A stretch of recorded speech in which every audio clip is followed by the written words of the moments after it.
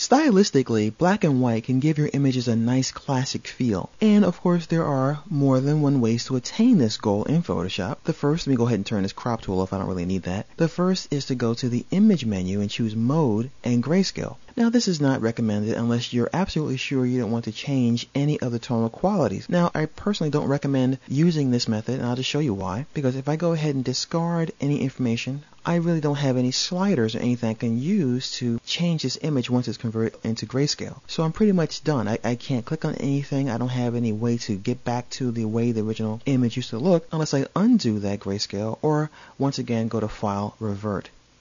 If you want to have more control, then I suggest you use an adjustment layer instead. And what you can do is choose the adjustment layers and choose black and white from here. Now we're presented with some sliders. We have some control, and I'm going to show you how we can use this dialog box to really make your images look great. So let me move this over a little tiny bit over here. We don't really need to deal with these buttons at the moment. What we can do is choose a preset.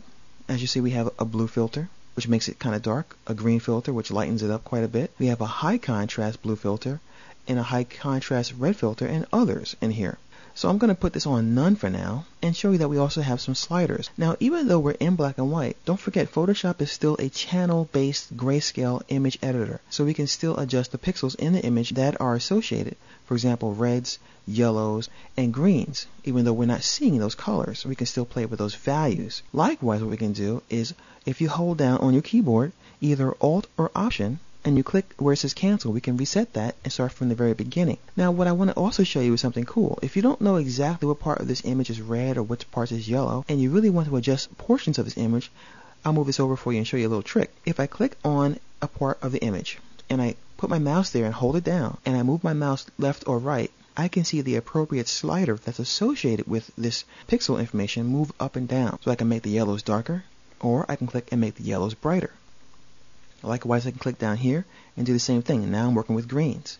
So that's a really handy technique, especially when you don't know exactly what part of the image you're dealing with. What we can also do, by the way, is we can enter our own values by clicking and entering a percent in here for red. So I can make this 75% red, for example, and I hit OK, and I have then left that dialog box. So what if I want to get back to there and make some more adjustments? Well, that's why it's an adjustment layer. I can double click on this icon here in my layers and bring it back, and I can continue to work on this. Let me show you something else that's really cool about this. I can also apply a tint. And a tint will give me the ability to make a nice old-fashioned sepia tone kind of duotone thing going on with my image. So it's like when you go to your grandma's house and you see the pictures of her and grandpa at the park and the images all have that color. We can replicate that very easily by just adjusting the tint. And we can change the hue of that tint as well. So we don't have to have a sepia tone. We can have some kind of green thing going, or blue, or whatever tint you're happy with. Likewise, once we are happy with a tint, we can also desaturate that by moving the slider to the left, or we can really saturate it quite a bit by going to the right. Likewise, we also have a color swatch, and we can click the swatch and go to our color picker and choose the color that we like as well for our tint.